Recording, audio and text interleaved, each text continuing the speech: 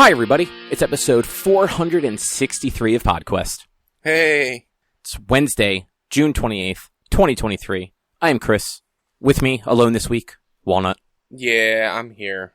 Drew is not, so it's just going to be the two of us, which means we'll probably talk about a bunch of more bullshit than usual. Yeah, absolutely. How's your week been with your jury duty? Oh, yeah, it's been dumb. I gotta say, before we even started, as we're getting the silence, a car drove by at just the right time. Because, as you were getting the silence, a car drove by, and I saw that it picked up on the Audacity, and I'm like, oh, good, he can use that for silence. Oh, good. That works. But yeah, it's been dumb, let me tell you. State of Jersey, jury duty is dumb right now. It's incredibly inconsiderate, too. Yeah. So, for anybody who doesn't live in Jersey or who hasn't had to deal with post-pandemic jury duty, they send you a card, or they used to send a full-on letter that you'd have to open up. I just got a green card, and that's it. So either I never responded to the first one, and they sent me a second one, or this is all they sent, is just a small green-ass card now. And it says that you have 4 days of service starting Monday. It's 4 days or one trial, so it could go beyond 4 days depending on the trial. But you have 4 days of service starting on Monday. That Monday, you have to report into a Zoom call at 8 o'clock in the morning. That is about 40 minutes long, and it is just orientation. And that's not every time. I did not have a Zoom call at all, and I had jury duty in, February, March. And my dad just had it, 2-3 weeks ago he was supposed to. And he also did not have a Zoom component. It was just call and see if you have to show up on Monday, and then I'll call and see if you show up on Tuesday for the whole really? fucking week. Yeah. You didn't have, for us it was you have to show up on Monday, or you have to do this call on Monday. You have to check on Sunday to see if you have to report. But for us, it was everyone had to report on Monday for this Zoom call. Nope. Did not have a Zoom call. I had to just every single day at 5:30 go onto the website and see if I had to go to Camden the following day. Yeah. So luckily I have a job, Cobb, you have a job that covers us for jury duty, and if we were out, if we had to sit out a day because of jury duty or whatever, it's not going to negatively affect anything. But this is more a really bad and inconsiderate style for gig workers and retail workers. And also just small businesses. Erica was saying, her office does not pay for jury duty. So if you're taking off, because they're all hourly employees, they have to use PTO. But see, that's the thing. For her job, they don't pay for jury duty. So if my job wasn't covering me on Monday for the jury duty, I would have clocked in right after the Zoom call. Yeah, and that works fine if you have that sort of thing where you get a Zoom call. But in my case, I did not have the option for a Zoom call. Had I worked someplace that jury duty wasn't just covered and I wasn't salaried, I would have either lost a day of pay or had to burn PTO days for nothing. And it's exactly. And you can't just tell your office the night before oh yeah, I will be able to work tomorrow. It's mostly gig work and retail work. It's straight up, if you have to schedule these 4 days off. Or schedule later shifts. So say you normally work in the mornings, you then have to schedule for, honestly, at best, an after 7 o'clock shift. Because you don't know how late it's going to go up until 5, and then how long it's going to take you to get home, get ready, and then go to work and whatnot. Exactly. You have to schedule late shifts. It leads to a major loss of money. And it's I lucked out. I got a free day off. And if I had worked, we were talking about your wife's company, Erica's company, if I had worked at her company, I would have just gone into work that day. Been all right, well, I don't need to report anymore, I'm going to come into work. And I'm sure they would have been fine with just covering me for the hour. Me just using an hour of a PTO, or a half day PTO, or whatever. I'm sure they would have, or make up that half hour time, or however much time. I'm sure they would have been fine with that. But for straight up anybody else, you're fucked. Yeah. And you lose money, and it just sucks. Yeah, this is why nobody wants to do jury duty, because it's a hassle. You get nothing out of it. The government doesn't pay you for it. And $5 a day. Yeah, $5 a day. It's not worth the paper that they mail you the fucking check on. Like, the one time I had jury duty and actually had to go and sit there for the day, which was like a decade ago when I made no money, I just threw the fucking check out. Like, it was not worth me taking it to the bank and dealing with a bank for $5 fucking. My last job, I had to give them my check. That seems shady. Like, they paid me for the day, but I had to give them the $20 that I got from jury duty. Yeah, that seems because I was like a 3 or 4 day trial. I don't care. I know one time I never even got my check, and it was a $5 check. I didn't care. And it seems like they lowered it, because I could have swore it was $7. No, it's always been 5 as far as I know. I think it's 7 if it's like grand jury or something like that. Like, you get more if it's a grand jury versus petite jury. Yeah, but like, yeah, the whole system, because like the only people that are interested and willing to do the trials are not peers of the people on trial. Like, it's supposed to be a jury of your peers. It's fucking old, white, retired people are the only people that are interested in doing that stuff, because they have nothing fucking better to do. Everybody else fucking works. Yeah, they need to make a reasonable reason to want to go do jury duty. A reasonable reason. It's a dumb statement, but it's true. Like, don't pay me a lot of money. Like, I'm not asking you to pay me $1 million. The government should have to pay people their daily salary.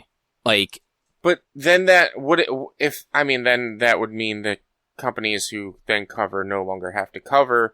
But there should be better compensation in general. I totally agree that your work.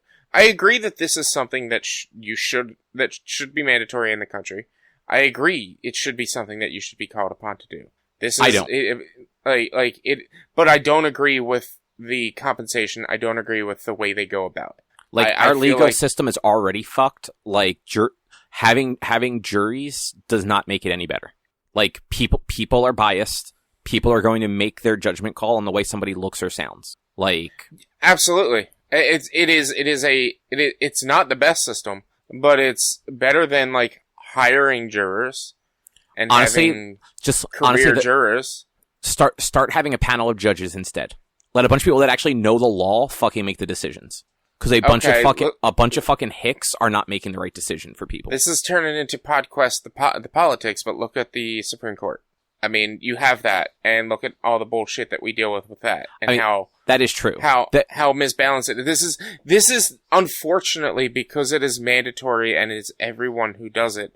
This is the best way to do it, unfortunately, because like, no one wants to do it, and there are people who are going to stand by their beliefs of skin color or personality type or whatever, and like, that sucks, but this is the closest thing to a fair trial, because it's a bunch of random people who don't know the people that are on trial. And there's honestly not really a safer way to do this. Trial by combat. There you go. That's right. We don't even have to worry about the combat. Just American Gladiators. Yeah, like, I don't mean like real combat with swords. Like, everyone has to just do the gauntlet from like American Gladiator, or they have to run like the American Ninja Warrior course. Yeah, and exactly. It's like, if they are not physically able to do that, they can declare like a champion. Yeah. Like, if you cannot declare your own champion, the state will provide one for you. Exactly. Like, problem solved. Get rid of lawyers entirely, and it's just super buff people that can like run obstacle courses. Exactly. But then, that turns into unfair advantage for rich people. Well, I mean, it's already unfair advantage for rich people, so it's not going to change anything. Yeah, let's do it. Yeah, let's go. Exactly. So I'm gonna take a turn. I have a thing that you should go do in October. There is going to be an emo orchestra in Philly. Emo orchestra? Yeah, it's going to be Hawthorne Heights playing with an orchestra, and covering a bunch of popular emo songs from like the 2000s through today. When is that? October? October. Is that the Mann Center? No, it's at, so they're actually playing twice in the area, which is fucking weird. They're playing at the Keswick on October 7th, which is a Saturday, and in Atlantic City on October 14th, which is also a Saturday. That's weird. That's wild. Tickets are not that expensive either. Like, they're like, the Keswick ones are like $35 to $60. Mm-hmm. And like, Hawthorne Heights with a full orchestra. What's not to love? Yeah. I might look into it. Tickets go on sale Friday. They're going to be sold out by the time I look. Oh, yeah, without a doubt. You're going to forget about it, and yeah. They'll be sold out and on resale for way too much. Yeah. But that out of the way, what's on the agenda, Rich? On the agenda is not a lot, because of relatively busy and slow weeks at the same time. Cobb, you went to too many games on Saturday. Sunday. The two of us, we played Jurassic Park Legacy, the Isla Nublar, or Legacy of Isla Nublar. I said that terribly so many times. You just... We'll say, let's just, you know what? Let's just restart. Jurassic Park Legacy of Isla Nublar. There we go. Cut the rest of that out and just put that there. Nope. You're not gonna, but that's fine. Which was that Legacy game that we talked about on our YouTubes. And then, I played, more Final Fantasy XVI. I did also. Yeah. Don't take all the credit for it, you son of a bitch. I didn't know that you got it. I told you I was getting it. I literally said I'm going to get this. Oh, I don't remember. Yeah, last week you were telling me I shouldn't get it because I'm not going to like it, and I got it. Well, you don't like fighting, so I figured... I do like fighting, I just like it when the fighting is good. The games that you like fighting in, I do not think are good. I don't know. There's a lot of good fighting in games that you don't like. I can think of plenty of games that have really good fighting that are not games that you play. Well, I mean, yeah, you like fighting games, and I hate fighting games. Yeah. Dragon Ball Z Fighters, fucking phenomenal fighting. Probably. I haven't played it. Dragon Ball Z Kakarot, not great fighting, but it's fine. Yeah, it's fine. But anyway, how's that too many games?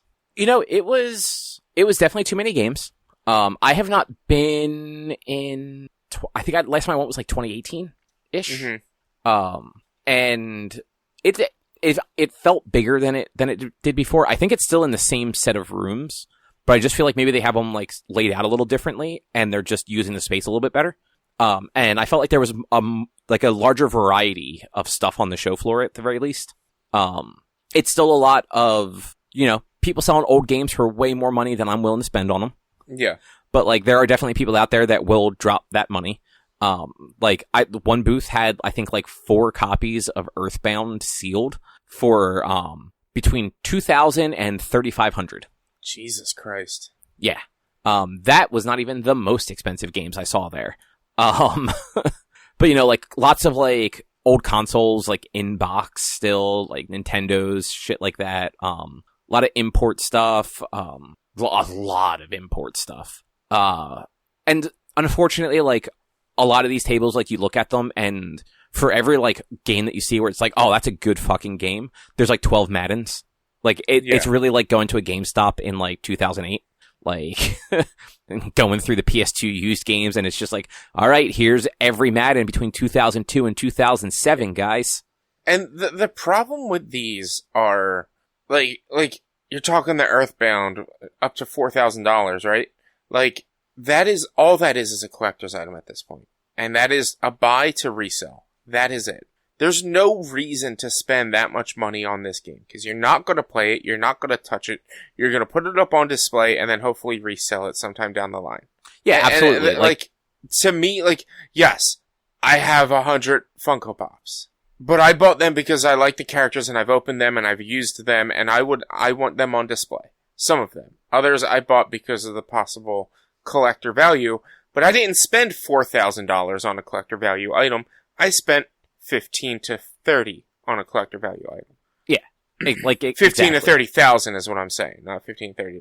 No, but yeah, like spending that much money on an expo at too many games, that's insane. I really want to know how many resellers actually sell these big ticket items at expos like that. So, I think you'd be surprised. Like, I don't know about this one because I don't go to too many games that frequently. But I know, like, the last 2 years at Fan Expo, the comic one they do, well, the entertainment one, let's call it. One of the comic artists that we know, last 2 years I've been talking to him, and, like, another guy has come up, and the dude he literally walks around with thousands of dollars of cash rolled up in his pocket to drop on things at these shows. And, like, he's not looking to buy thousands of items or anything like that. Like, he's literally there, like, if he sees somebody with, you know, like, an Amazing Spider-Man #2 that's like graded high enough, he'll drop $6,000 on it. Yeah. I don't know how much those games that comic goes for, so like it is potentially worth significantly more than that, but I was just but like just ballpark number and estimate numbers and stuff like that. But like that's wild. It must be nice to be able to do that. And like that's a graded comic in like the like you have like the Spider-Man 50. Yeah. It's in a slab. Like you are never reading that comic. It's entirely a collector's piece. Like yeah.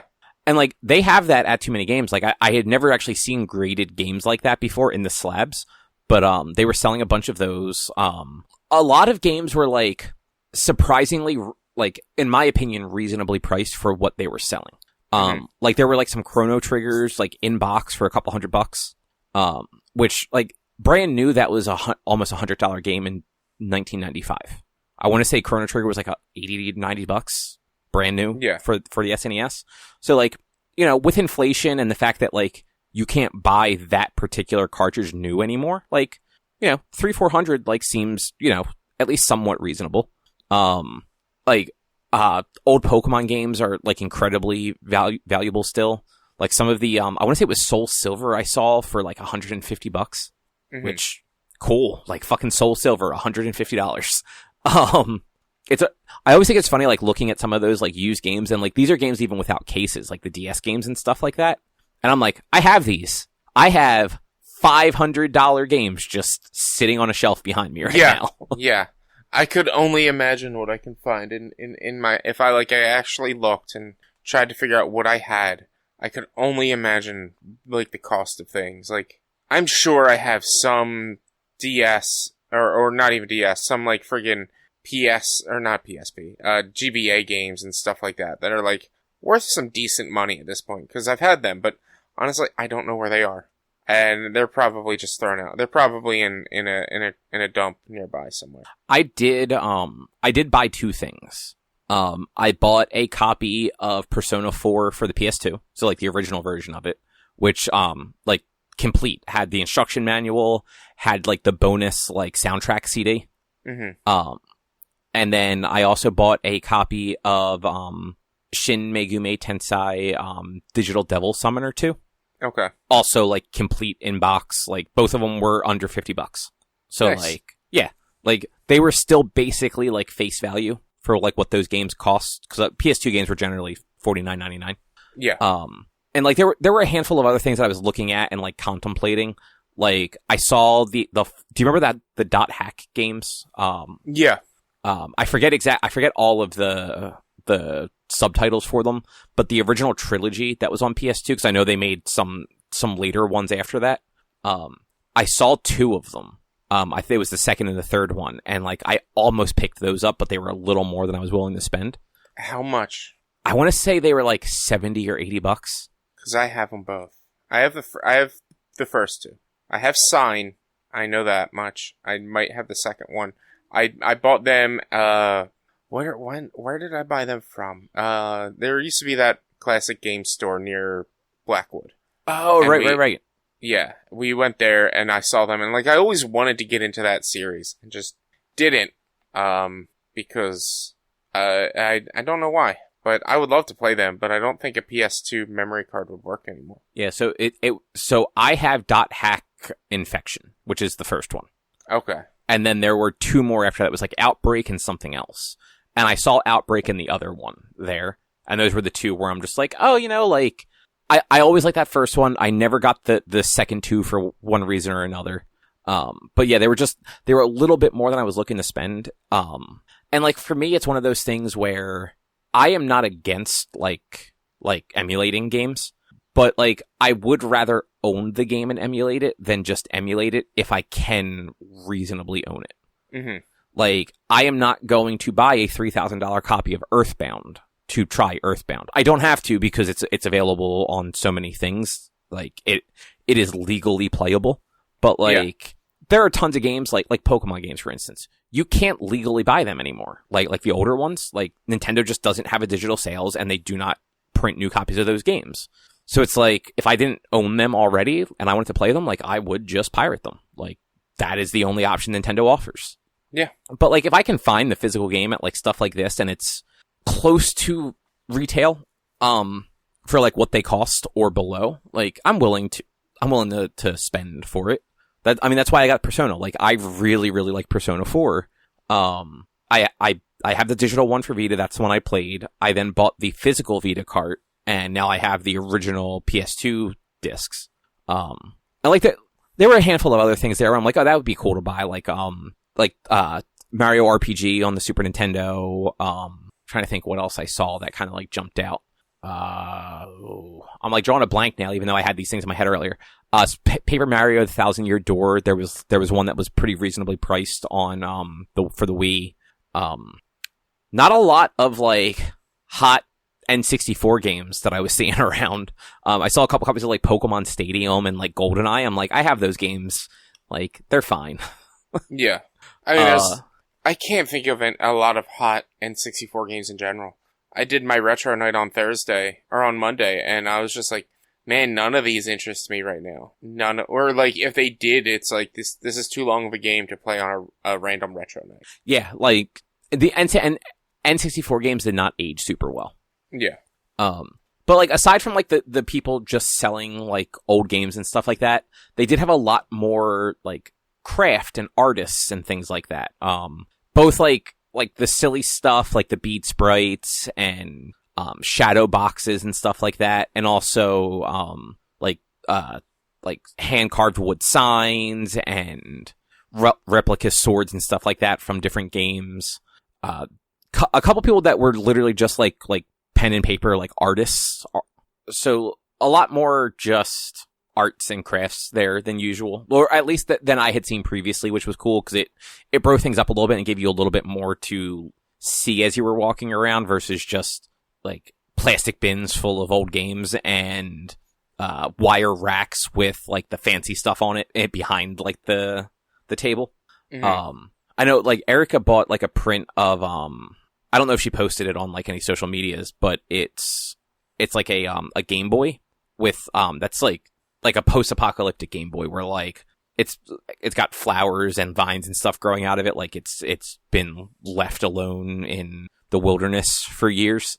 It's actually it's a really cool looking print. And like one of the people there is a regular artist for the Yeti, like the website that sells t-shirts and does a lot of the like GDQ stuff that they released for every event. Yeah. So it was one of those, like, we're walking by and looking at it, like, that art style looks super familiar. And Erica went up while I was looking at something and asked, and the girl was like, oh, yeah, like I usually do, like, one or two of the designs for GDQ every year. It's like, oh, nice. Yeah. And then they have the big arcade area, which I always think is fun because, you know, it's a mixture of console games kind of across the gambit. And then they have tons of like retro arcade games and a bunch of the super modern, like straight out of Japan, mostly rhythm game cabinets. Yeah. Like they have the one that looks like a fucking washing machine. They have all the different dance games, like the kind that are just DDR, the kind where it's like, I don't know if you've ever seen it. So there's like your traditional like DDR and Dance Mania and stuff like that, where it's just like the arrows on the floor. And then there's these new ones where I think the whole floor is just like an LED panel. And, like, there's no arrows on it. You're just, like, basically stepping where, like, the game tells you to. Yeah, I've seen that. I've seen a lot of it on YouTube lately, on, like, shorts that come up. And I'm like, this game looks very interesting. Yeah, like, I'm not exactly... I'm not entirely sure how it's supposed to work. But, yeah, they had, like, a whole wall and a half of just, like, that sort of stuff. Mm-hmm. They had a stage with, like, a projector set up for people to do Just Dance on. Nice. And then they had a separate room that had more, like, classic games. So, like, we wandered through there for a little while, played a couple things. We played a little bit, like, Final Fight 3, played some Mortal Kombat 3. Been so long since I played Mortal Kombat 3, the only move I can remember how to do was Sub-Zero's ice. Mm-hmm. Like his traditional ice blast. Back, like, on Super Nintendo, I used to know how to do, like, cause he's got the fireball ice blast, like the quarter circle forward, low punch. But then he's also got like the up in the air one where like he shoots the ice into the air and then it falls down wherever the player's standing. And he's got, I think he has an ice teleport, and he's also got the ice clone where he'll do a backflip and leave a clone of himself made out of ice standing there, and if the opponent walks into it, they get frozen. Yeah. Couldn't remember how to do fucking any of those. Mm-hmm. Like, I'm sitting there, like trying button combos. I'm like, nope, this isn't, nope. All right, we're just going to do the fireball ice blast. That's the only one I remember how to do. We're going to do that, and I'm going to come over and uppercut, and then sweep the leg. Like, that's how you win Mortal Kombat. You sweep the leg. But yeah, that stuff's all cool. I think, like, Too Many Games is definitely one of those shows where if you're a collector, great place to go. Yeah. If you're not a collector and you're just going there to look at things, like, it's not worth a full weekend, unfortunately.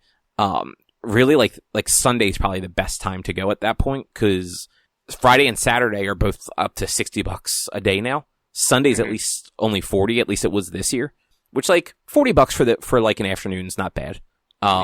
Especially if you're interested in, like, actually, like, looking through all the games they have, whether you're going to buy them or not, and checking out the arcade room and all.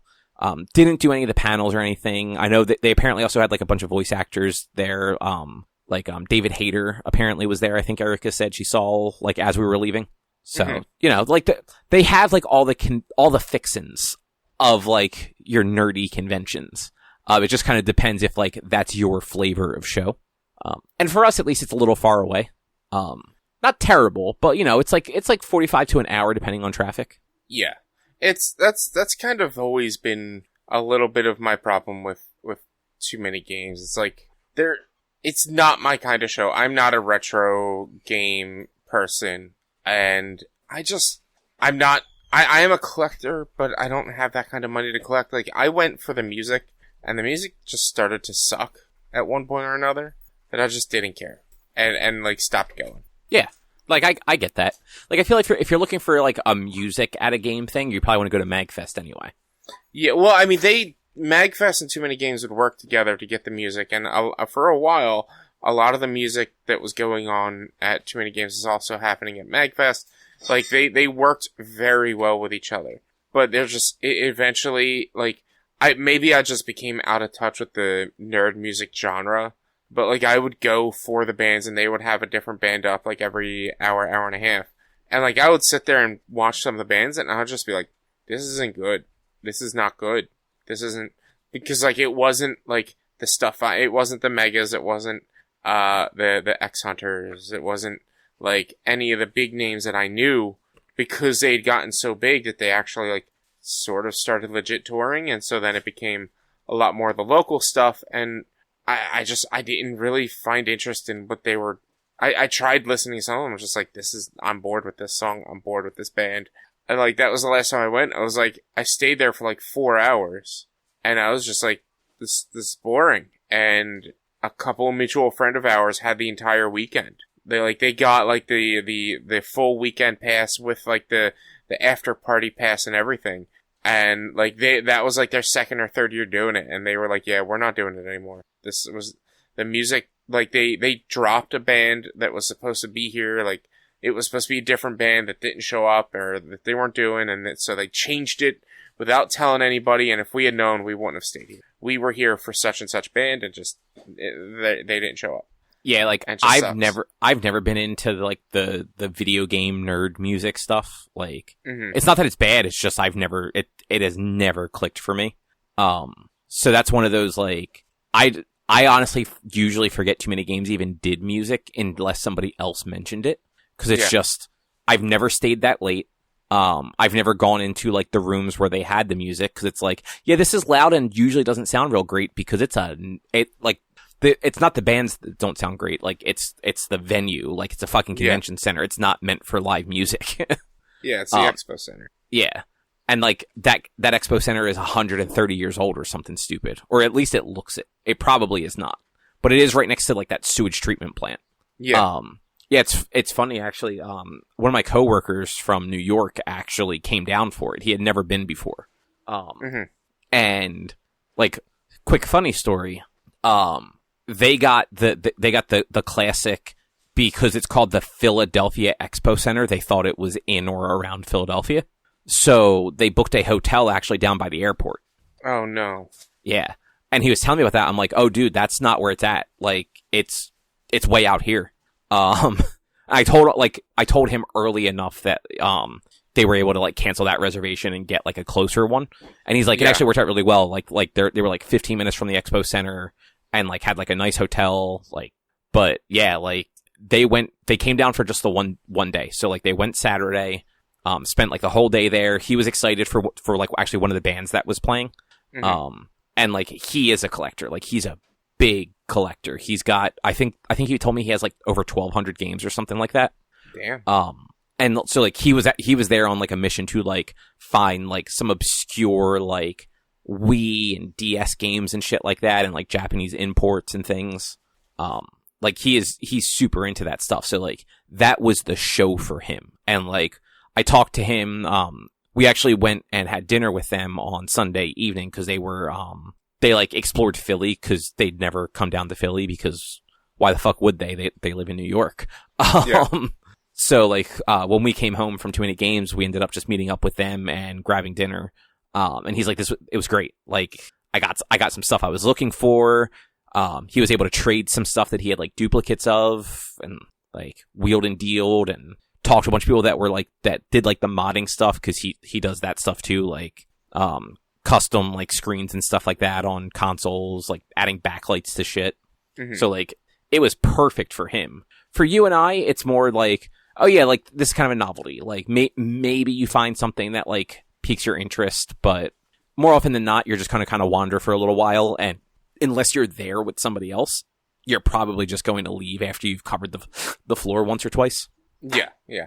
And like for how far away it is, like that's not exactly the way you want to spend your afternoon. Yeah, that would always be like I would go out. I think the show would start at like 10ish, and I would get there at the start of the show and I would walk around and like, all right, well, the first band doesn't play till 1:30. Let's walk around again. I think there was one time I went that I considered going to a movie. Like, I went out there and I was like, well, the band that I want to see doesn't play until 4:30.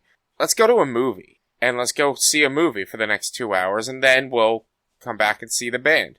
Like, I considered it. It's like, yeah, if you're not a major collector, if you're not someone who... Like, if you're someone like me who doesn't want to go through each and every single little thing, then you're gonna find boredom quick. Because even I love the idea of the arcade. I love the idea of having games set up. I don't want to fucking wait. I don't want to sit there and wait for a game. I'm like, I could go home and play some of these games. Like, why am I going to sit here and wait to play this game when I could just go home and play this game? I mean, you're not wrong. In some cases, like, you can't just go home and play them. And yeah. But yeah, like, on a Saturday, it's much harder to just do that than on, a random Sunday. Yeah. Like, Sunday, like, we were able to just kind of walk up and play the stuff that we were looking at. Mm-hmm. We didn't have to, like, wait in line. And I'm sure, like there were a handful of things where it's like, oh, that'd be cool to play, but there was somebody already playing it. And I'm like, yeah, I'm not going to wait around for that, but doesn't mean that there weren't other things worth kind of, like, stopping in and checking out. Yeah, I mean, that's, like, kind of what happened with my experiences with MagFest eventually. Like, it got so big that, like, you couldn't do anything during MagFest. Like, you'd have to wait 5-10 minutes to play whatever niche game that they have set up that you didn't think anybody would be interested in playing, or you'd have to wait till late at night. Like, I remember my last MagFest, or maybe the second to last MagFest, I left early. I left that Sunday. Usually MagFest went until... No, I left Saturday. And MagFest would go, like, Thursday to Sunday. And, like, by Saturday, I was like, alright, I'd seen the bands I wanted to see. I don't really care anymore. I had a wedding. I had pre-planned that I was going to leave, take the train home, because I had a wedding I was going to. That Saturday morning, I had to wake up super early, and I'm like, there's one thing I wanted to do all weekend, that I just couldn't wait in line for, because it was an hour wait or whatever, and it was these, like, battle pods that, like, you could play a mech game. So I woke up first thing in the morning, went right down to the arcade, played that, went back upstairs. Alright guys, I'll see you later, I gotta catch my Uber and take the train home. Like, it's the only way you're gonna get stuff done at MagFest. And I'm sure, I hate to say it, I'm sure it's even worse now, because the show has gotten bigger. More and more and more people go. Like, I follow cosplayers that like live in fucking Georgia that go to MagFest. And like that show has gotten huge, but they have not moved. And the location that they're at was not that big. And so I doubt they've expanded. And I feel like that's the problem. It's also going to be a problem with too many games. Like if I were to go, I would probably go on a Saturday. I would probably pay attention to the bands, figure out what bands. But again, I'd find myself being bored 2 hours in. So I'd plan around going later on in the day or whenever the bands that I want to see are playing, rather than being there all day. And it's just, yeah, it's not the kind of show for me, for sure.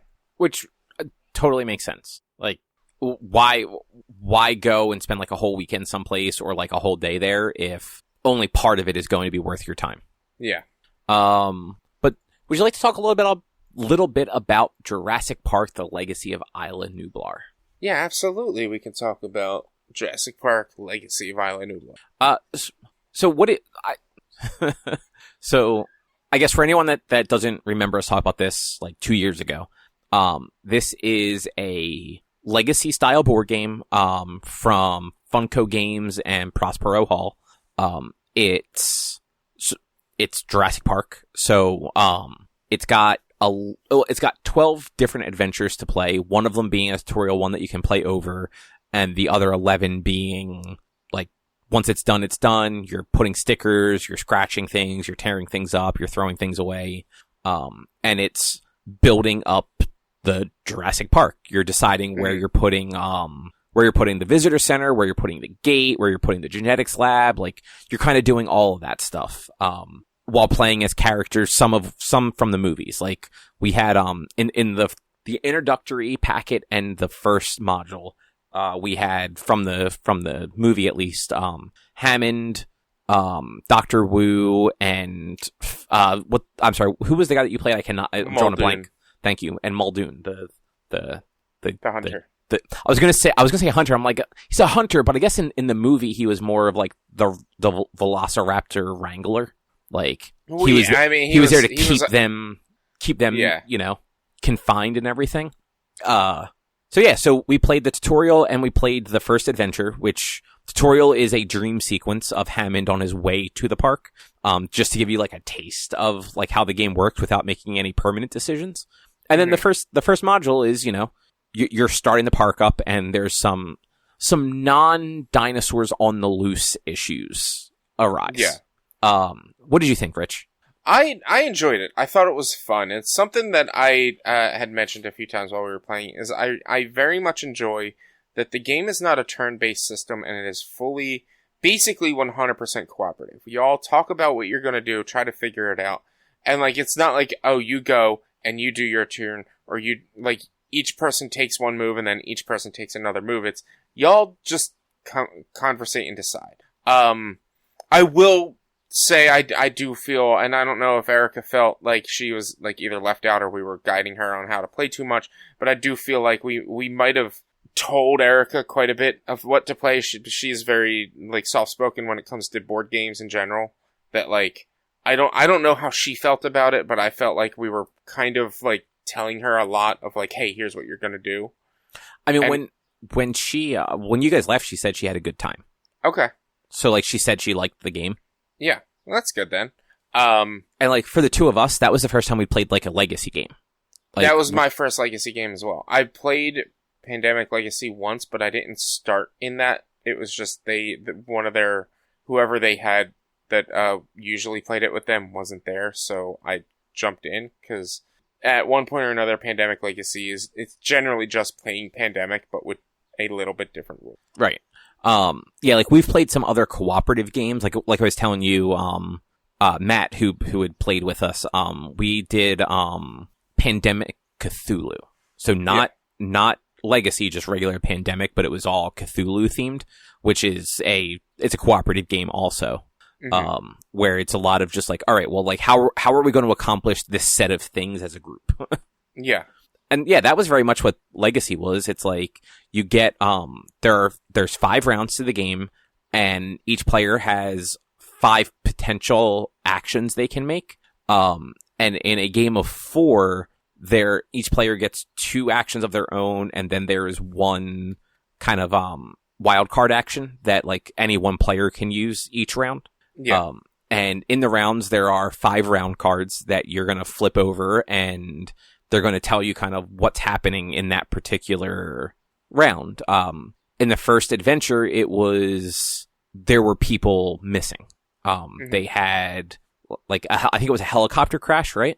Yeah, so I think that, like, a storm had swung around or something like that and caused the helicopter to crash. And so you had to go find the missing pilots, or the missing crew members of the helicopter. There were 4 of them.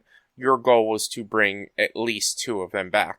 And the game board is grid-based, and it's broken up into zones and sectors, where your sectors are larger color-coded areas, and then your zones are the grids inside of each sector. And your adventure kind of card each round would tell you, like, well, if you search this zone or this sector, scratch here. And you'd scratch off the thing on the box, and it would tell you, like, oh, like, you see smoke floating to the northwest. So now you know that, like, it's probably in the zone to the northeast. Which could be super helpful if you're in a position where there's only one possible zone or one possible sector to the northeast. Completely useless if you're in the middle of the fucking board and there's like 3 sectors or zones or whatever. Which happened at least twice.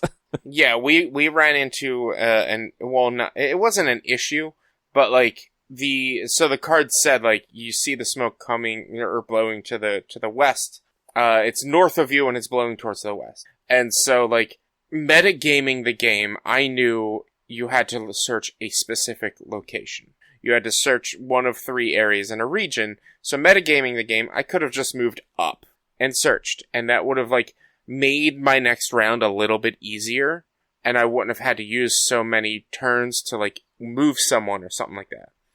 But because it said to the north and east of where, like, this smoke is north and east, I moved 2 spaces, 1 over, which then kind of made things a little bit harder, because I was listening to the card saying, like, oh, it's in the middle. But it wasn't in the middle. It was just anywhere in that region. And I was like, alright, well, I'll go here to this one. And then it made my next turn I had to use, like, an extra move or something like that.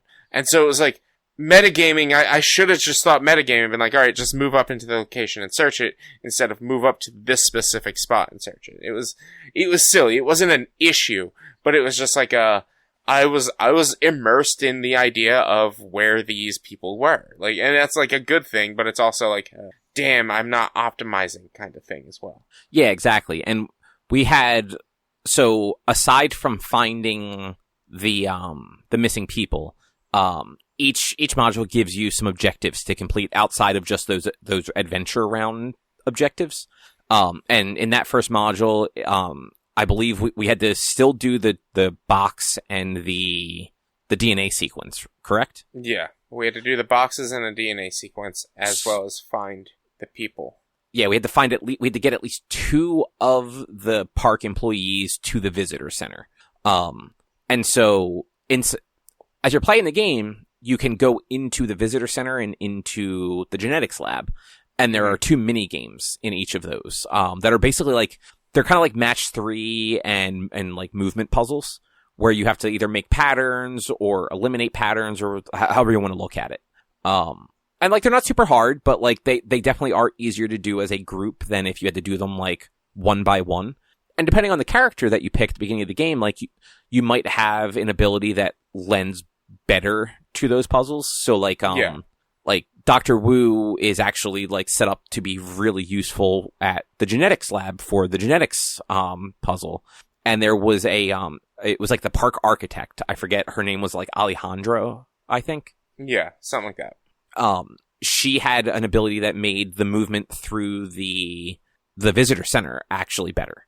Well, so it wasn't specifically visitor center. Any building she walks into, she can go into any room. Right. And so, like, she's also very useful for starting some of these, because she can walk into a building and start it.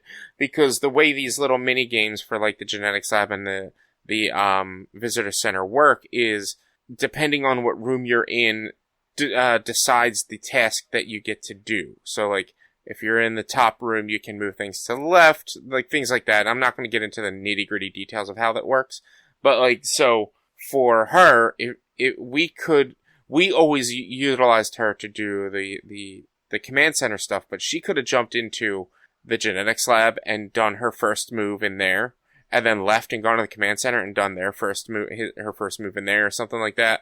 Like, I wonder how, because I just wonder how much we can sort of metagame this in a sense. Depending on where she is in some of these rooms, it might be easier for her. Like, oh no, because everything would be 2 steps away. Well, no. Yeah, for instance, the command center, if she were in the main entrance and she needed to go to the theater room, that would be 3 steps away. Or she could exit and then re-enter in the theater room. True. Yeah, and so the way that the actions break down is you can spend 1 action to go up to 2 spots. So that would include entering a building, and then moving to a room would be 2 moves. So that one character can enter a building exactly into the room they want to go into to cut down on the number of actions they would have to burn, which then lets them get to the actual puzzle just a little bit quicker, because doing the puzzles also take up one of your actions. And then when you're on like the larger world map, let's call it, you have the same limitation of 1 action can move you up to 2 spaces, unless you have a follower, which in this round we potentially had followers because we were finding the park staff that was in the accident. When you have those, you can only move 1 space with them per turn or per action, unless you're on a road. If you have a road, if you're starting your action on a road, you get to move 1 extra space with that character, which is helpful for getting people back to where they need to be, and away from dinosaurs. Because in the midst of all of this stuff, there are dinosaurs on the board. So you have 2 herbivores, 2 carnivores at the start of the game. So we had a brontosaurus or brachiosaurus. I think it was brachiosaurus actually. A triceratops, a velociraptor, and a Tyrannosaurus Rex. And the 2 carnivores, they have the potential of hunting during the dinosaur phase of the game. The herbivores can just be in the way. So like they're not really an issue so much, unless there's something wrong with them or they move into the path of a carnivore. Because you can lose the game if you lose your dinosaurs. Or at least lose the adventure. Even if you lose an adventure, the game still goes on. You lost that adventure, maybe players died or something. But the carnivores, if there's nobody near them and no pens keeping them in, they will just randomly teleport around the board, and they will attack anything that they come in contact with in that case. Yeah. So like when we were playing, we actually had the T-Rex attacked the Velociraptor, I think on 2 different turns, or did it do all of its attack on 1 turn and it was just a really bad attack? It was 2 rounds. It was 2 turns or 2 rounds or something back to back. Okay, that's what I thought. So well, yeah, I think what it was is, I think because you go in order from left to right, I think the T-Rex attacked and then moved, and then the T-Rex was in a new region that attacked and then moved. I think it was across like 2 different rounds though, and it was just an unfortunate, like, you have no control over the dinosaurs. Yeah. Like, the only way that you can control the dinosaurs is if you can get to them either with an item or with a second player and do a herding action. And then you can actually move them 1 space, and that will also negate their hunt and movement on their next turn. But in this case, when we were playing, the T-Rex ended up attacking the Velociraptors and knocking them out of that adventure. And that causes, I forget, consequences. So there are consequence tokens that are numbered. There's 1 with number 2 on it, several with 1, and I think a couple with 0. And every time you get a consequence, you have to flip over the number of tokens that represent the number of consequences you got. And if you ever hit 5, adventure's over. You have lost, move on to the next adventure, everyone's dead. Or, I don't know if everyone's dead, but still, adventure over. So, like, right off the bat, I think we had 2 because I think we got the 2 and the 0 in that one. Yeah. Out of, like, a possible 3, maybe? Yeah. So, like, we were in a spot where it's, like, 1 or 2 more, like, bad decisions and the game could have been over. And we almost had that happen because we had the card flip over that did the, Chase. We had that card that made the Triceratops sick because it ate the fucking berries off the bush. And a player had to be in the space with the Triceratops during the dinosaur round. Otherwise, you suffer consequences every round that you're not. Everything okay over there? I have no idea. He sees something out the window, and he wants to be their friend. Oh, Chase, you big goofball. But yeah, I think it was a pretty cool game, though. Yeah, I had a lot of fun playing it. I enjoyed it a lot. It was... I'm excited to see like where it goes and continue playing it, because I love the idea of legacy games. They can be some of the harder... It's just as hard as planning a D&D session, because you gotta schedule up everyone's schedule to be able to play it again. Yeah, luckily in this case, like, Matt is usually super flexible. Yeah. And Saturday evenings seem to be, like, the time that, like, as long as you have notice, you are the most available, because, like, that's your day off. Like, you don't stream. You tend to do brose on Fridays, it seems. Yeah. Yeah, it's Saturday... As long as I have, like, a week or 2 notice, I'm like, yep, Saturday should be good. Yeah, exactly. Like, it's not that it's not that you're just home every Saturday. It's just you don't have things, like, scheduled on every Saturday. Yeah. So yeah, we will definitely be popping back into that for at least, I guess, 5 more goes? 5 to 6 more, because... Depending on how long some of these modules are. Yeah. One might run longer, one might run shorter, to where we might be able to do 2 or 3. But yeah, we'll see. It's fun. I can't wait to play more of these, because I love this style of gaming. Yeah, one of them was pretty, like, hefty. Like, when so I picked them all up out of the thing, and because for whatever reason they weren't ordered correctly.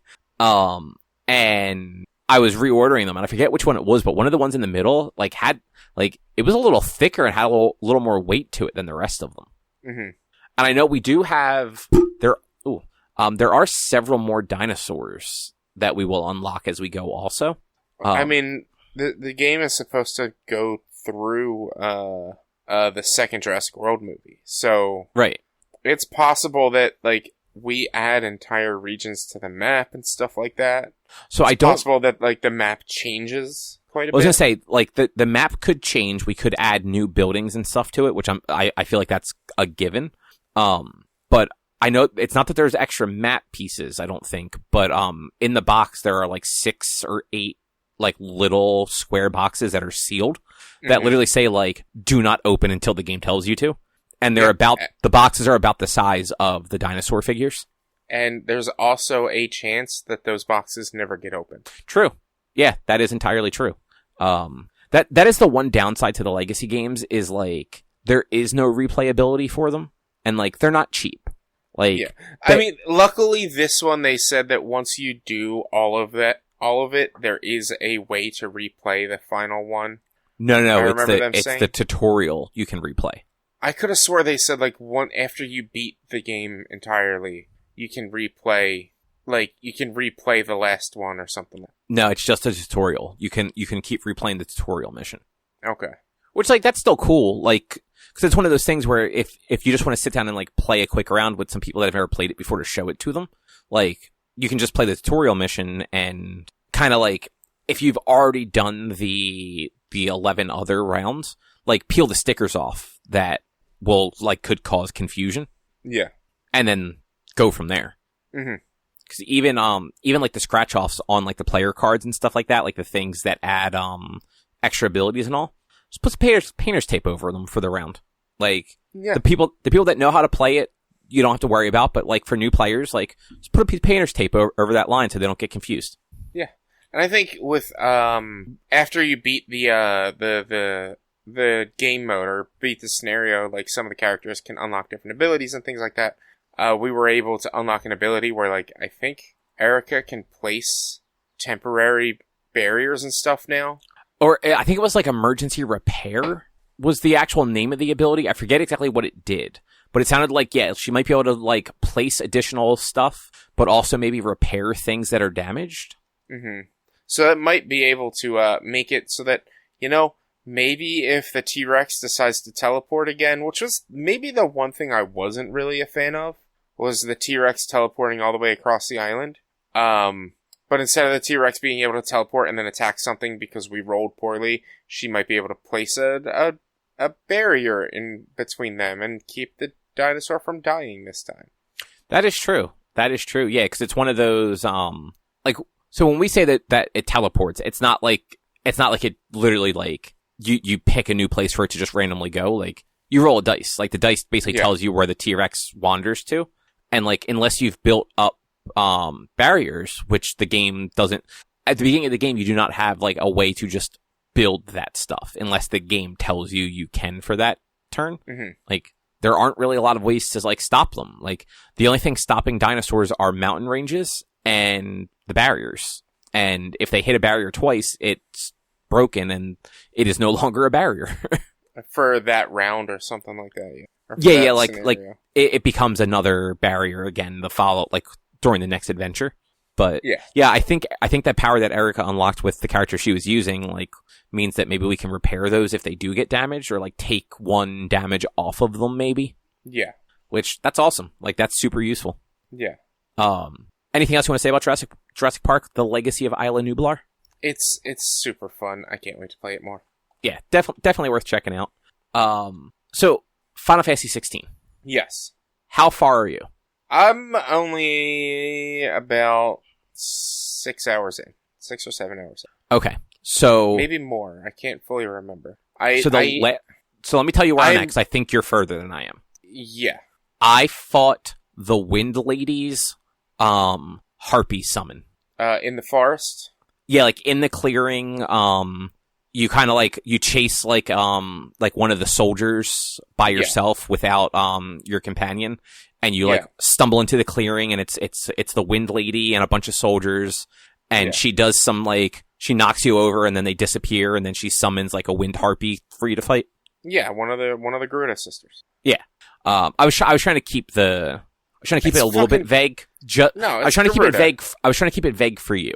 Like, just in case you hadn't gotten there for whatever reason. No.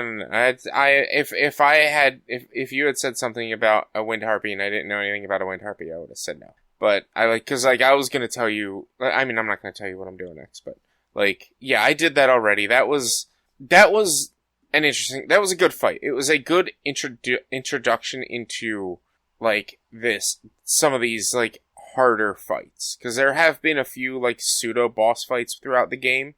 And there's been a lot of kind of boss fights throughout the game, but that was a really good, oh, shit's gonna get crazy type of boss fight. Yeah, this very much plays like a Platinum action game, where it's just a short stage with some trash mobs to a mini boss or boss. Yeah. Which that's not a bad thing. It's weird for a Final Fantasy. I do like the combat. It is very much like a Platinum Devil May Cry. It's fast. You can dash in, attack, dash out. There is some parry, you can do a parry, you can do if you dodge, at the right time, it'll do the slow down sort of stuff. But if that's not your thing, or you can't get it, you can absolutely dash in, swap, slash twice, and then dash out, and then, maybe hit them with fireballs from a distance until you see another opening. Mm-hmm. The one thing that I'm kind of let down with, and it's one thing we were talking about last week, was the possibilities and potential of what could happen in this game. And one thing I was well, maybe we can build out different loadouts or whatever, use different weapons to be a full-on mage, or to be full-on Dragoon, or be full on this or that or whatever. From what I'm gathering, from what I've experienced so far as well, it's not like that. Yeah, that's a little bit, that's the impression I've gotten just from some stuff I've seen or heard too. I haven't gotten any spoilers, but just the very vague stuff, it sounds like Clive is Clive. This is how he's going to play. You're going to get some new stuff and some cool stuff and some different magics and all. But what you're doing now is basically what you're doing the whole game. And so at this point now, like, I was talking with one of my viewers when I was playing it, and people are complaining that, like, this isn't an RPG, or this is, like, a bad RPG, or no, it should not be a Final Fantasy game because it's not an RPG. And, like, I disagree with that statement, but you're right, it's not an RPG. It is definitely nowhere near an RPG, in my opinion. It is as much an RPG as God of War is an RPG. I mean, it's an action RPG, right? It's got levels, it's got, but the levels like, don't matter. A skill tree. The levels don't matter. Don't they? Look at how much, the amount of increased damage you get between each level is, like, say your strength goes up, it goes up by a maximum of 2. Yeah, but look at how quickly you're getting levels also. But to me, when you're giving me an RPG, quote RPG, where you can't allocate where your experience goes to strength, to be like, hey, I want to use more magic, I want to use more this, I want to use more that. None of your gear is geared to push you towards anything besides being a sword swinging asshole. I'm not meaning an asshole, but like that, I don't know why I decided to go it that way. But like, all you do is swing your sword, and yeah, you can shoot fire, but like, your stats don't increase to where the RPG aspect of an RPG really makes a difference. This is an action game. This is God of War. Like, you get your skill points, which you did in God of War, and you can use those skill points to unlock new abilities. That's it. Like, your actual strength doesn't... I mean, yes, it goes up by 2 every level. So yeah, from level 1 to level 99, it's going to be a big difference. But each level up doesn't really make that big of a change. And each new weapon that you get doesn't really up it that much more than the previous weapon. It's just, to me, like, I don't agree that this they added the RPG elements of leveling up just so they could call it an RPG. This is, like I said, this is as much an RPG as God of War is. I don't know. I disagree with that. I mean, like, it's at least better than 15 was about that stuff. Like, 15, you could just store all your XP and then go to that one inn and have huge level jumps. Like, the levels literally didn't matter in that game. But I'm trying to... How did 15 do their leveling system? Like, they had a sphere grid or something like that, didn't they? How was 15's leveling? So 15, like your base level where you got your stats, you did not gain experience after a battle. You basically, like, what's the word I'm looking for? It banked the experience, and then you only gained it when you rested. And you got, like, it was 1 times if you rested at, like, a campsite.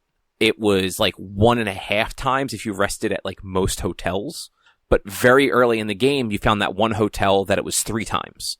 Okay. So you could just not cash any of your experience in, go sleep at that hotel once, and go from level 15 to 50 in 1 night's rest. And then, like, all of your base stats jumped that much more. Like, this game, like, at least from what I've seen so far, you're getting level ups fairly quickly. Like, I'm getting... just even between, like, those, like, mini bosses and bosses, I'm getting, like, 2 or 3 levels usually at a time. Like, I think I'm around level 15 right now. And, like, so those little stat increases with how frequently levels are going up makes sense. And it's keeping the game balanced because I'm not getting wrecked by anything, but I'm also not just trouncing all over the enemies. Like, because in 15, like, at a certain point, like, I no longer, like... I forget the name of the villain in 15, like the really douchey guy that you kind of like, he acts like he's maybe an ally early on, and it turns out he is the villain. Yeah, I don't remember his name, but yeah. I was so overpowered by his fight that, like, there was no fight to it. Like, I would hit him, like, twice, and then it would just transfer to the next, phase of the fight. Yeah, I mean, look, 15 wasn't that great of a game. It wasn't a bad game. Wasn't that great of a game, and the combat system sucked. Yeah, like, sucked. I did not hate 15, but, like, to say that, like, 16 isn't an RPG, like, I feel like it's more RPG than 15 was, even if 15 technically had more traditional RPG mechanics.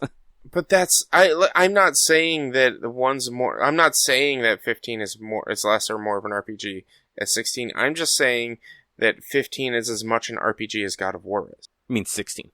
16, yeah. 16 is as much an RPG as God of War is, because there is, like, RPG is role-playing game, but first of all, you don't really play a role. Like, you are playing an action game. You're playing an action game. You're playing as a specific guy who can do specific things. Like, you don't get to change that.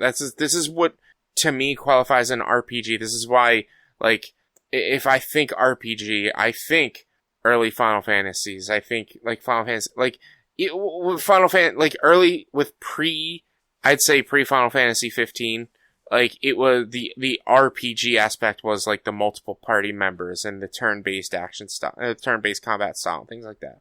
I mean, that's the thing. That is what people think of when they hear RPG. But, like, this is an action RPG. When I think RPG now, I think Fallout. I think Skyrim. I think Soulsborne. Those are RPG.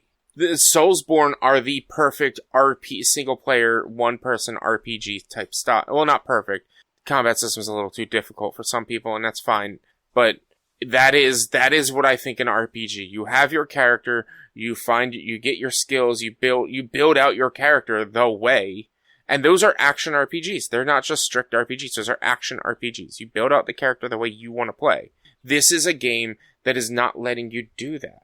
But there is no change. There's no. Apparently there is a little bit of customization later on, but like you have to. It's a Final Fantasy game, so you have to get like 10 hours in before things start to open up a little bit.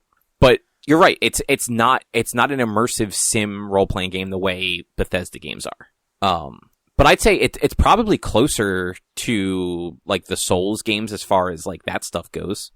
Like you might not be dumping it into like specific stats like that, but your stats are still going up with like your levels. You're still getting like the fucking ability points to dump into different abilities and to make abilities better.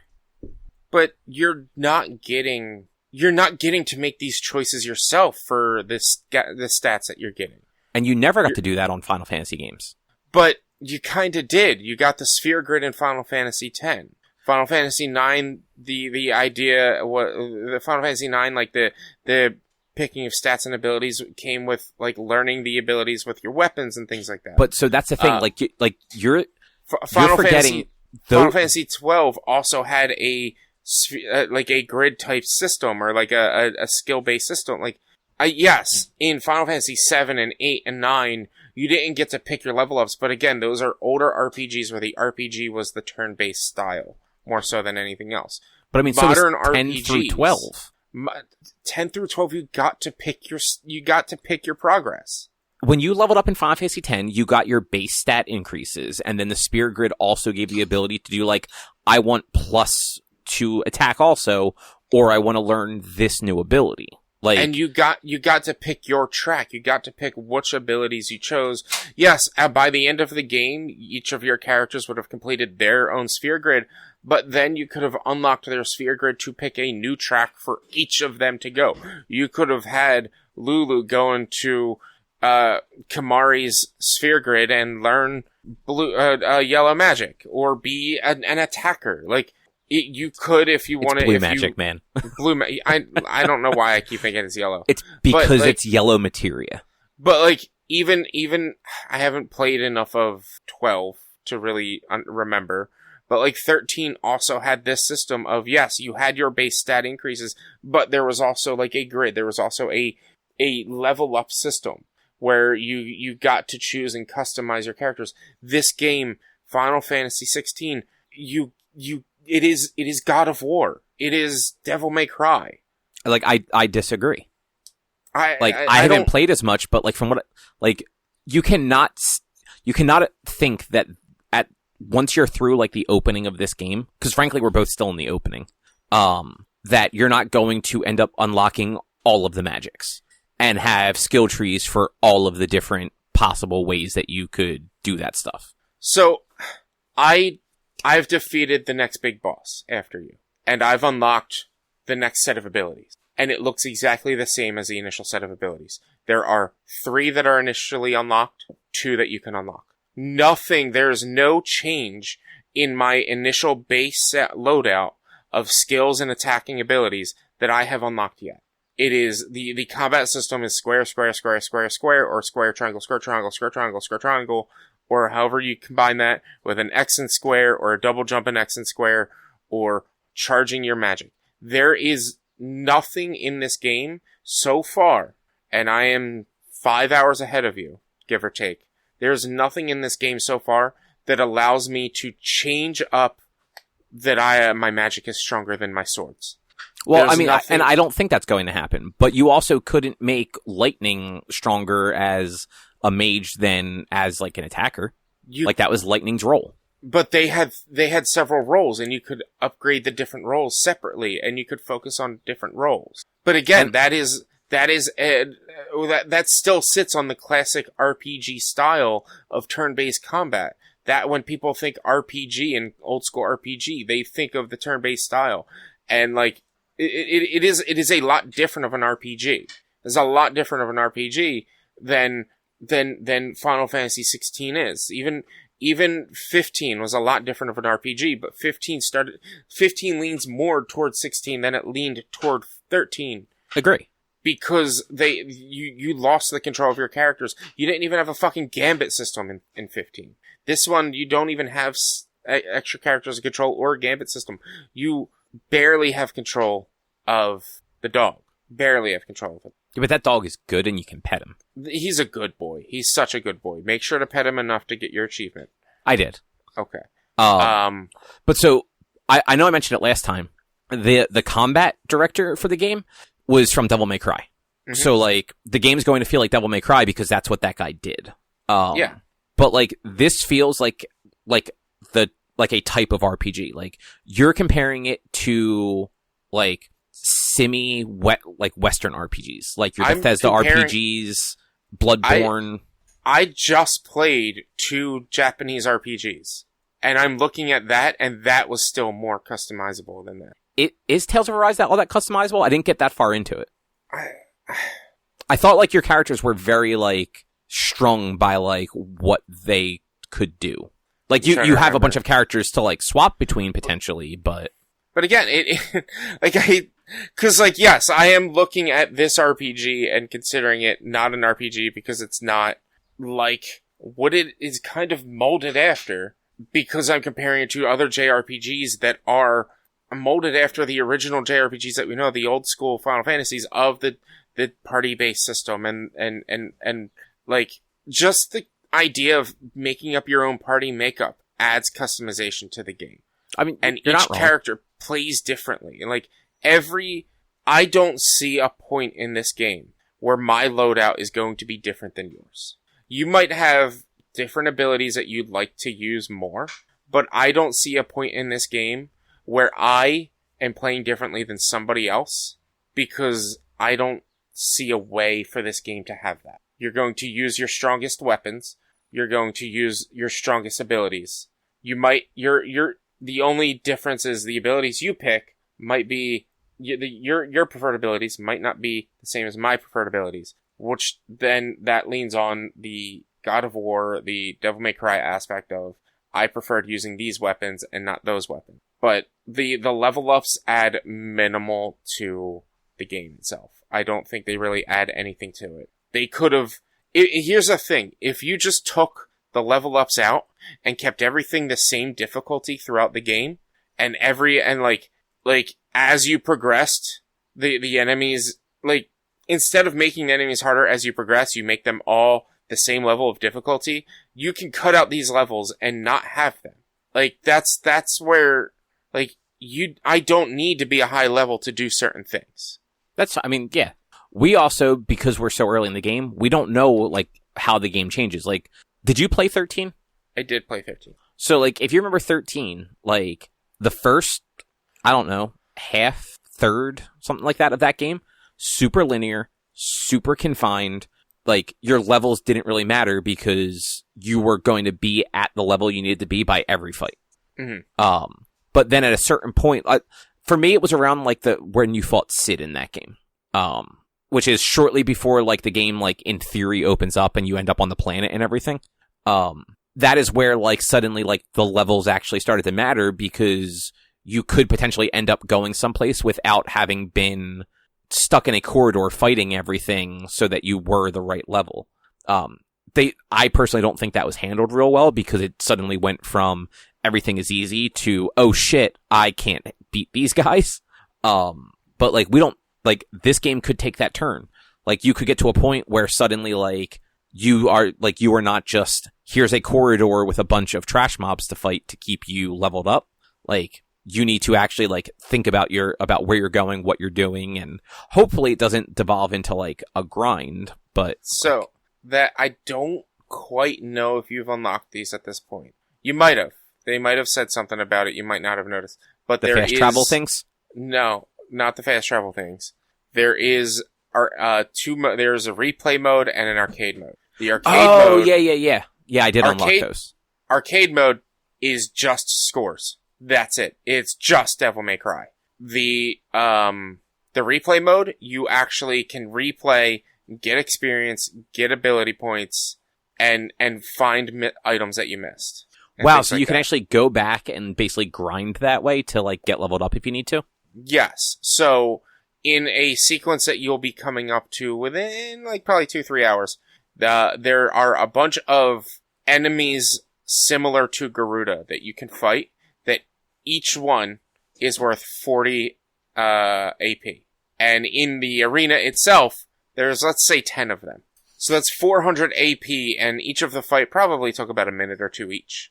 You could just do that, and then load out, load back in, do that, load out, load back in, do that, load out, load back in. And just grind AP easily if you wanted to master out your abilities. You could grind, and there's a possibility of grinding, but I'm bringing this up because that is your grind, is going back and replaying the same story modes and scenarios and things like that. The map is not open. The map is not going to be open. From what I'm hearing, the map stays linear like this. Okay. And it stays level to level. So I have heard that it does get harder, though. That there, like on a couple different podcasts, I've heard different people say that the game goes from, you get to a point where, like, even the boss fights are no longer even remotely difficult. Like, you're just kind of going through the motions, to everything becomes a little bit more challenging. Like I don't know, like the AI becomes better. I don't know if the level goes up, but I've heard multiple people say that. So at some point the game does become more complicated, and it didn't necessarily sound like it was you had to go grind to remedy it, but you had to be more thoughtful about what abilities you were using and how you were using them and stuff like that. Yeah. I mean, like you said, we're not far enough in. My impressions as of this point, initially my impressions were, oh, this game could open up and be great. And then as far in as I am at this point where I am probably good at least 3 or 4 hours ahead of you. I am like, this game is going to be very linear, and I don't have an understanding of how this game can be considered an RPG. Because every game is an RPG at this point. Monster Hunter World won Best RPG the year it came out. So, like, that's the thing. Like, I do not mean this as like you, but like, you, as in everybody, just needs to stop worrying about the genre of games. Like, because at this point, like, there are too many subgenres on top of that. Like, this isn't an RPG, it's an action RPG. And while it has RPG in it still, it is not an RPG. Like, action RPGs, they're a subgenre, but they're a very different type of game, too. Like you were saying before, like, all of the differences between, like, let's call it a classic modern RPG. Because they still make those. Like, Tales of Arise might not have been one, but like there are plenty of games that are still classic RPGs.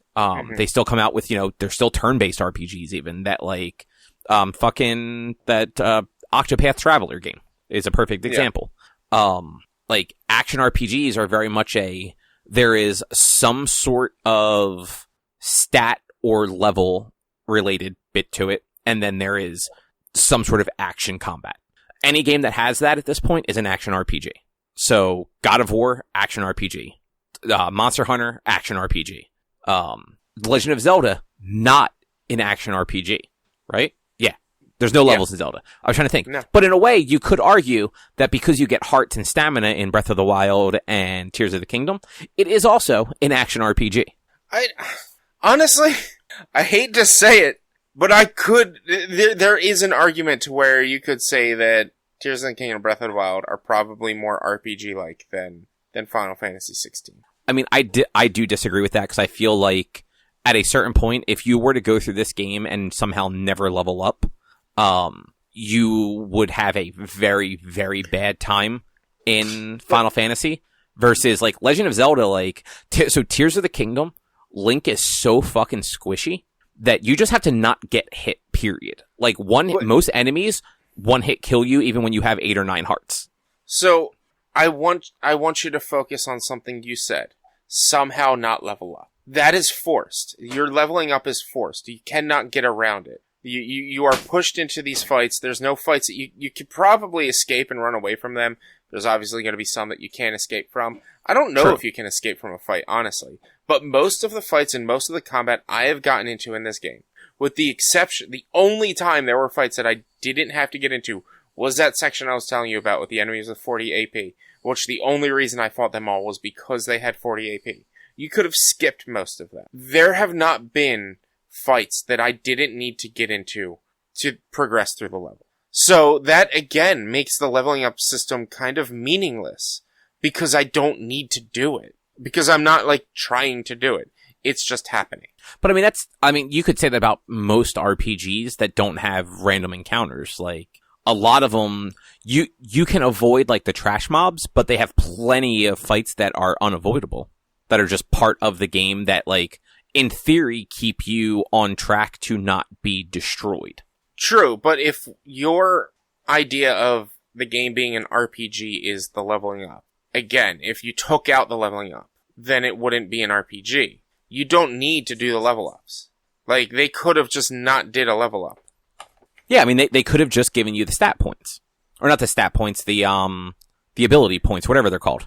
Yeah, but then that would have just been an action game, and not an action RPG. The only reason they're calling it an RPG is because of those, because of the level ups. And I don't agree that this game should be considered an RPG. That's all. I mean, I'm not complaining about the game. I'm not saying it's a bad game. I absolutely enjoy this game. I just feel like the moniker of RPG shouldn't be there for as many games as there are, as it is. But I mean, that's just because RPGs are just something different than they were 10 years ago. Like, there's just, I'm not saying that that a traditional RPG doesn't exist. I'm saying that there are just more types of them. But I don't know. This is a conversation that's going to keep going around in circles, and we're going to both disagree on this. But like, I don't. That's when you say people need to stop worrying about like game categorization. You're right. But when you have big things like the Game Awards that actually kind of mean something to the gaming world, and you have games like Monster Hunter being called an RPG, which honestly is not an RPG. It is not an RPG. But then games like, I don't know if this is considered once, Elden Ring not being considered for RPG. It should have. That is more RPG than Monster Hunter. That's where, like, people have a fuss about it. I think this game is 100% a Final Fantasy game, even though I don't agree with it being called an RPG. There's people out there who say this game should not be a numbered Final Fantasy because it's not an RPG. Those are the people that you need to be like, all right, well, maybe don't care about what the game typing is. Yeah, exactly. And I just looked, so both Monster Hunter World and Elden Ring are both considered action RPGs. Mm-hmm. And like, I don't disagree with either of those. I don't agree with the action. I agree with the action. I don't agree with the RPG moniker for that. But like, Monster Hunter World also isn't an action adventure game. I mean, it's an action game. That's not a genre. I mean, it's more action adventure than it's an action RPG. I disagree. There's no RPG element to Monster Hunter. Sure there is. No, there's not. You get armor. The armor is your stats. But that is your armor. That is not your stats. The armor is a surrogate for your level and your stats. But you can beat the game. Here you go. You can beat Monster Hunter World without leveling up, without getting new armor. You can beat Elden Ring without leveling up or getting armor too. But you're trying to say that if you could get through this without armor, then this Final Fantasy without leveling up, then it wouldn't be an RPG. No, I said it would be much harder. And Monster Hunter and Elden Ring are much harder to get through without any armor, right? They absolutely are, yeah. Yeah, like, but I mean, it's the same way, like... if you're really, really good, you can beat Chrono Cross at the beginning of the game. Yeah. But, like, the average person can't do that. Like, you and I would have to read, like, guides for a week to actually make that work. And, like, frankly, like, I could never do it for Monster Hunter or Elden Ring. Like, I am not good at those games. Like, I can't play those games with the best armor. Look, man, genres are stupid. Chase. Genres are just real stupid. But it is. I like Final Fantasy XVI. I think it's cool so far. I think Clive's a little boring. I'm not gonna lie. So far while the world is interesting, I don't think the story so far is all that interesting. Yeah, I mean, that's a lot of people's complaints, is the story is kind of weak. I think the story, I mean, it's unfortunately predictable to a point. It's very Game of Thrones. Yeah, they used Game of Thrones for heavy reference for this game, which I don't understand why. That would have been fine 5 years ago. Like, it would have been fine 5 years ago when Game of Thrones was still the biggest thing in the world. Yeah. I mean, this game got started 5 years ago, right? So, like, that tracks. Yeah. But yeah, like, it's that grimdark setting where it's just, there's not really much hope, and even the characters that you're supposed to be, like, hopeful for, like, they don't really give you much to hope for. Like, everyone's kind of, like, dour. So far, at least, the side quests are also not all that interesting. I haven't really gotten any yet, so I don't know if that gets better. Again, I am 5 hours further than you, and I got 2 side quests since those 2 that you had. Yeah, and I should be clear, I do not like side quests. I generally don't do them. I think the couple that I've had so far were also really bad. I mean, they don't get much better. At least the 2 more that I had. I'm gonna 100% spoil one of them. It's another food delivery mission. Oh, I believe that. And, like, it's just like, oh yeah, you go from being prince to being slave to being a waiter, and then the next time is you're a DoorDash driver. They're not in the Fat Chocobo. They're around the hideout. So you have to go a little bit further. Okay. But yeah, like, I think, like, the first, 2.5 hours or so, like, the flashback area of it, I I thought that part was actually really good. Yeah. Like that part of the story and the characters and all were interesting. The present day stuff where I'm at, like, it's me, the dog is awesome, and one other guy, and all of the NPCs are kind of bland so far. Other than the villain, the fucking wind lady, like, she seems like she could be, like, an interesting villain. I have a feeling she's not going to be, though. She's good. She's a good villain. But, like, the world is interesting. Like, the fact that there are just these people that are, quote unquote blessed by the icons, the summons, but they are also treated like slaves and lower class when they are. Or, I guess the ones that are blessed by them aren't, but the ones that are touched by them are, or, like, some of the way that they refer to things is a little weird. So it's basically, and so have you done any of, like, the lore page? So no, because I thought that was just retelling me things that the game already told me. Is that not what it's doing? It kind of does, but it kind of better explains it. So if you hold the touch pad, it'll tell you, like, it'll give you further information, a little bit further information. And so when it comes to the branded, they are the ones that, like, yes, we're blessed to have magic without needing crystal to cast it. Those are the ones that are turned into slavery. And then there's the dominants, who are the Jinchuriki.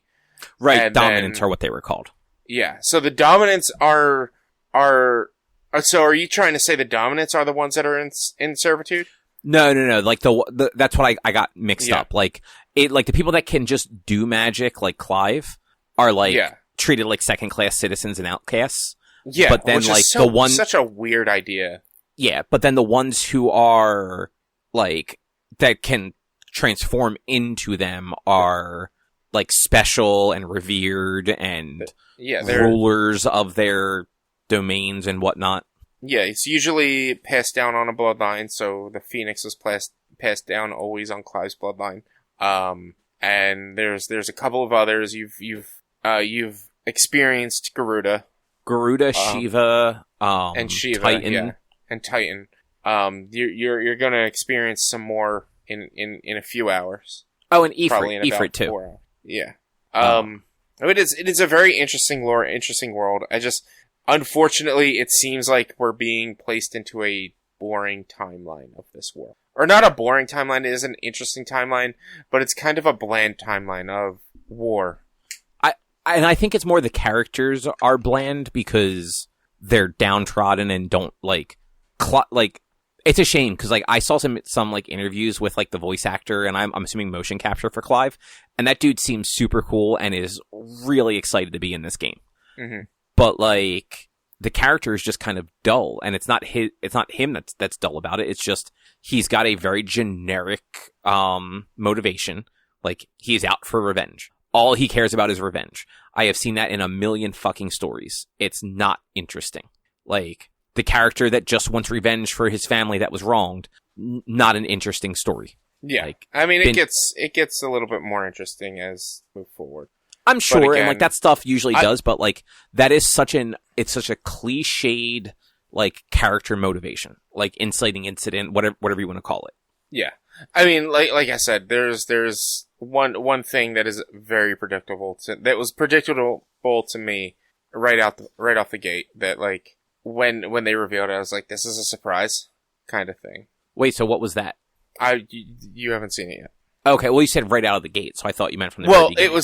It was something that happens in the beginning that continues as a theme throughout, that once they reveal the outcome of it, it's to me, the viewer and the player, the kind of duh.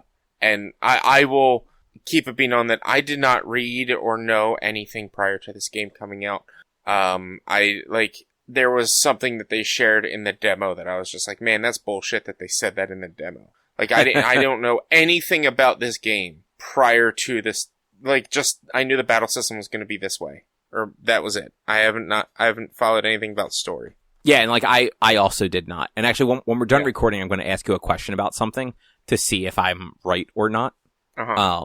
But I don't want to ask it here just because I don't want to actually have to put a spoiler tag anywhere in the notes. But that's probably going to do it. Yeah. Yeah. Yeah, that'll do it. So next week we will be having our next book club discussion where we are going to talk about Renfield, the 2023 Nick Cage vampire movie. Mm-hmm. So that should be exciting. But other than that, if you would like to find some more of our content, you can head over to www.one-quest.com. You can also help us out by supporting us at patreon.com/onequest. If you can't support us there where your dollars go, you can go to your favorite podcast platform, Apple Podcasts, Google Podcasts, Spotify, no longer Stitcher because Stitcher is shutting down, guys. So if you listen on Stitcher, we're on other things too. You can also find us on social media, facebook.com/onequestonline or at @1_quest on Instagram and Twitter. Our YouTube channel is youtube.com/onequestvideo, and you can always send us an email to social@one-quest.com. And Rich, what is your stream schedule look like? youtube.com/@bwalnuts for streaming Monday, Tuesday, Thursday, and most Sundays. It's Final Fantasy and Sea of Thieves really is all I've got planned for the next couple of weeks since Remnant 2 launches in July. So I want to have this beat before Remnant 2 comes out. Nice. And yeah, other than that, we will be back next week with something else to talk about. Thanks for listening. Bye. See yas.